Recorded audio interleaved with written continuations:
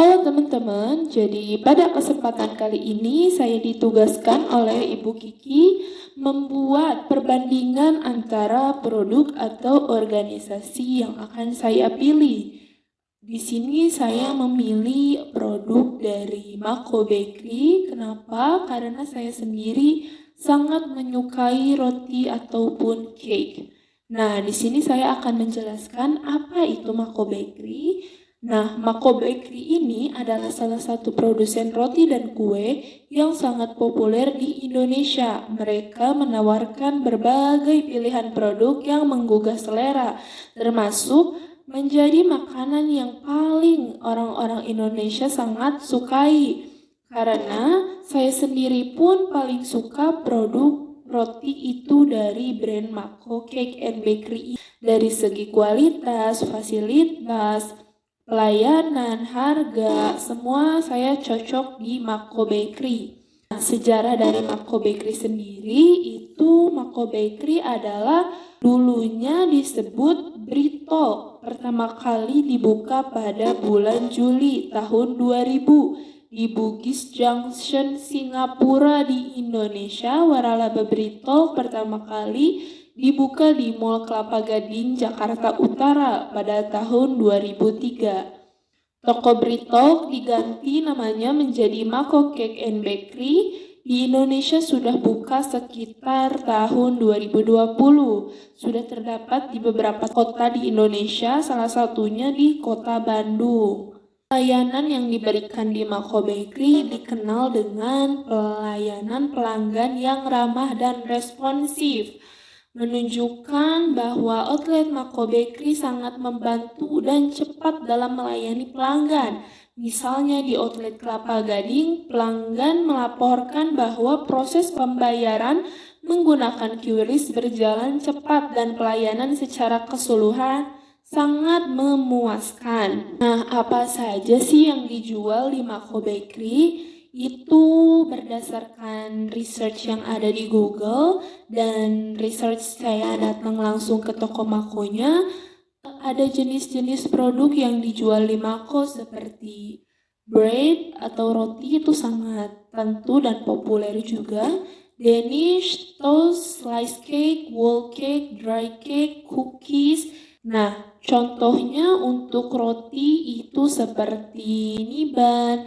Adapun yang populer yaitu floss roll atau rendang floss. Yang abon-abon itu biasanya populer di Mako karena banyak varian, seperti ada varian spicy, rendang, kari, original, dan lain-lain.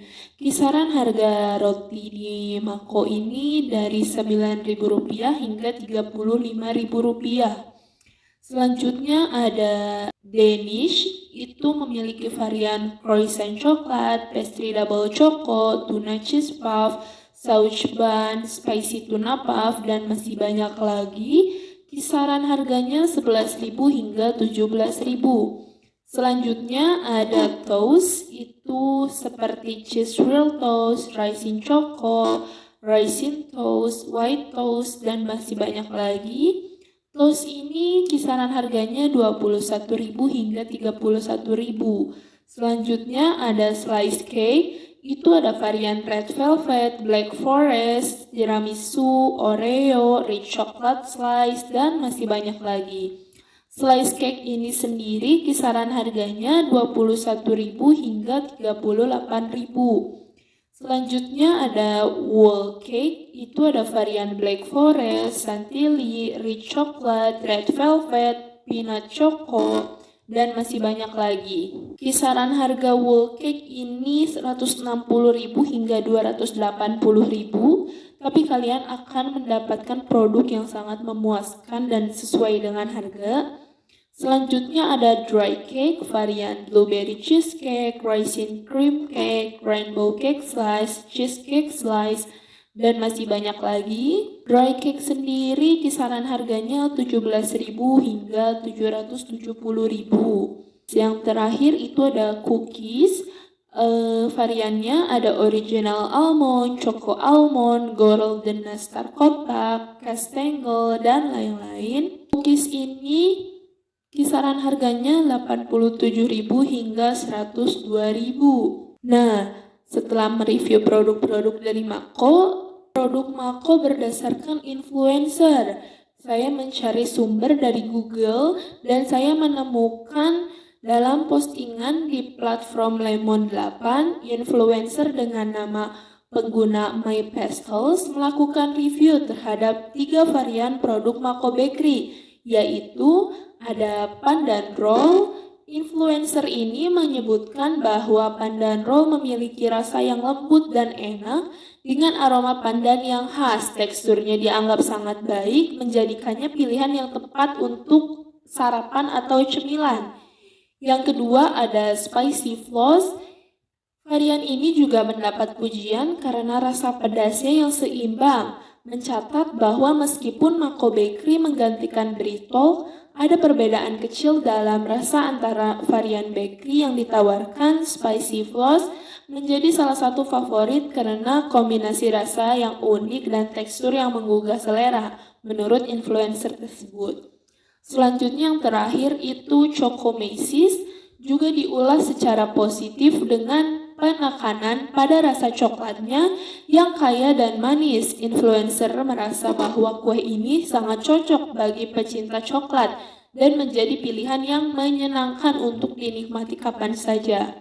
Saya tarik kesimpulan, influencer ini menekankan bahwa meskipun Mako Bakery menggantikan Brittle, mereka berhasil mempertahankan kualitas produk dengan beberapa perbedaan rasa yang membuatnya menarik. Ulasan tersebut menunjukkan bahwa Mako Bakery mampu menawarkan variasi produk yang lezat dan berkualitas tinggi. Nah, sekarang saya ingin melihat review dari rating Google. Yang pertama, Mako Cake and Bakery di Joglo memberikan rating 4,8/5. Ulasannya, dengan lebih dari 40 rating, pelanggan memberikan penilaian tinggi terhadap rasa, kebersihan, dan kemasan produk. Ulasan menyebutkan bahwa roti yang ditawarkan sangat enak dan kemasannya juga baik. Sumbernya dari GoFood. Yang kedua ada Mako Cake and Bakery di Batu Ceper Permai, rating 4,5/5. Ulasannya, meskipun jumlah ratingnya lebih sedikit, pelanggan tetap memberikan penilaian positif mengenai rasa dan kemasan produk. Ulasan menyebutkan bahwa kue lapis yang dijual memiliki rasa istimewa dengan bahan-bahan berkualitas. Sumbernya sama dari GoFood juga. Nah, secara keseluruhan, Mako Bakery mendapat rating yang sangat baik di berbagai platform dengan rata-rata sekitar 4,5 hingga 4,8 dari bintang 5. Ulasan positif menyoroti kualitas rasa, kebersihan, dan kemasan produk sebagai faktor utama kepuasan pelanggan. Hal ini menunjukkan bahwa Mako Bakery berhasil mempertahankan standar tinggi dalam produk mereka setelah melakukan rebranding dari Brittle. Nah, sekarang aku ingin membuat perbandingan antara Mako Bakery dan Holland Bakery. Sejarah dari Holland Bakery sendiri didirikan pada tahun 1978. Holland Bakery merupakan salah satu pelopor dalam industri bakery di Indonesia dengan lebih dari 420 gerai di seluruh Indonesia. Merek ini telah lama dikenal dan dipercaya oleh masyarakat karena kualitas dan rasa produknya.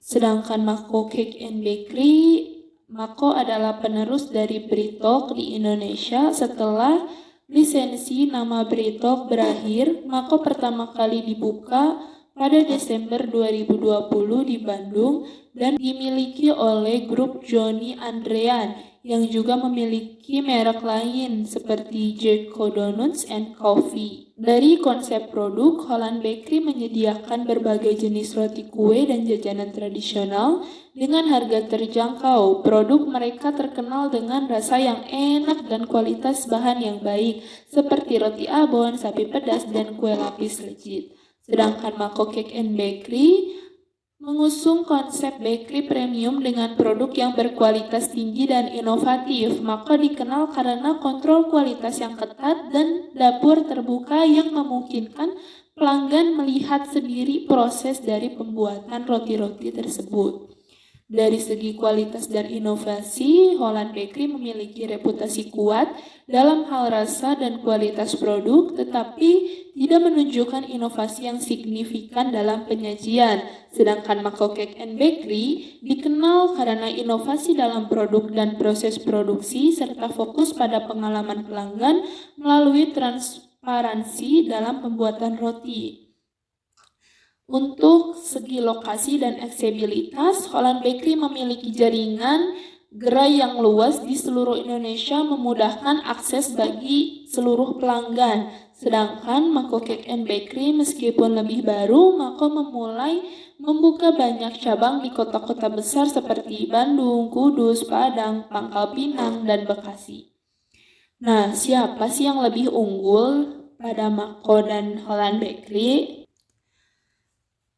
Setelah lihat di Google, Mako Cake and Bakery saat ini lebih unggul dibandingkan Holland Bakery dalam beberapa aspek.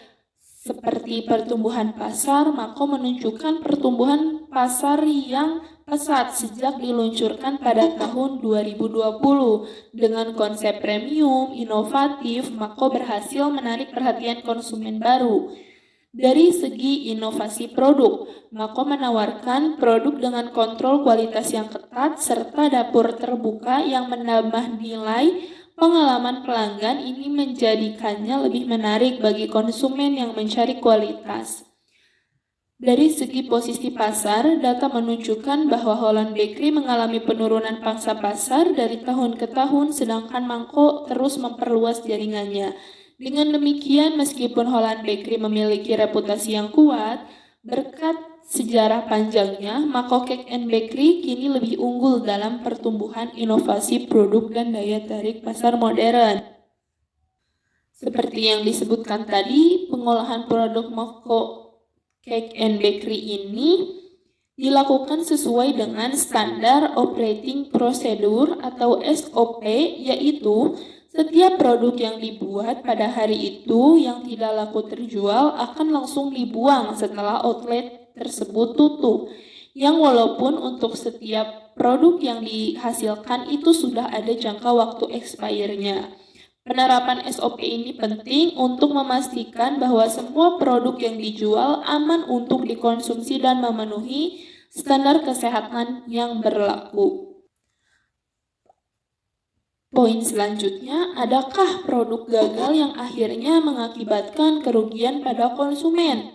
Nah, setelah saya research dari Google, meskipun tidak ada informasi spesifik tentang produk yang gagal dan menyebabkan kerugian pada konsumen, karena Mako memiliki penerapan SOP yang ketat, membantu meminimalkan resiko tersebut dengan membuang produk yang tidak terjual. Mako Bakery mengurangi kemungkinan konsumen menerima produk yang sudah tidak layak konsumsi.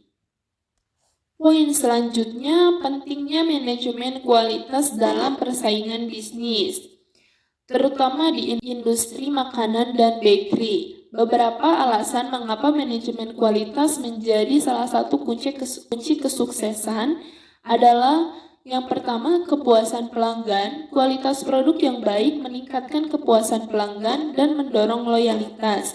Yang kedua, ada reputasi merek. Produk berkualitas tinggi membantu membangun reputasi positif dengan merek menarik lebih banyak pelanggan. Yang ketiga, ada efisiensi operasional. Manajemen kualitas yang baik dapat meningkatkan efisiensi operasional, mengurangi pemborosan dan meningkatkan profitabilitas. Selanjutnya ada apa kaitannya dengan Mako Bakery? Mako Bakery perlu terus fokus pada manajemen kualitas untuk mempertahankan daya saing di pasar dengan 136 varian rasa dan komitmen terhadap kualitas. Perusahaan tersebut harus memastikan bahwa setiap produk memenuhi standar yang tinggi yang telah ditetapkan. Saran atau improvement untuk Mako yang pertama adalah meningkatkan pelatihan bagi karyawan mengenai SOP dan praktik kebersihan untuk memastikan semua produk diproduksi dengan standar tinggi. Yang kedua adalah terus melakukan inovasi dalam pengembangan produk baru untuk memenuhi selera konsumen yang berubah-ubah. Yang ketiga, ada mengimplementasikan sistem umpan balik dari pelanggan secara rutin untuk memahami area mana yang perlu diperbaiki.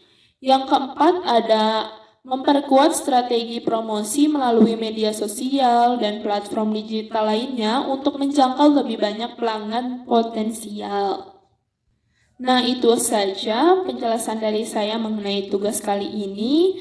Mohon maaf jika tugasnya kurang lengkap. Bisa kalian tambahkan di kolom komentar. Terima kasih, sampai jumpa lagi.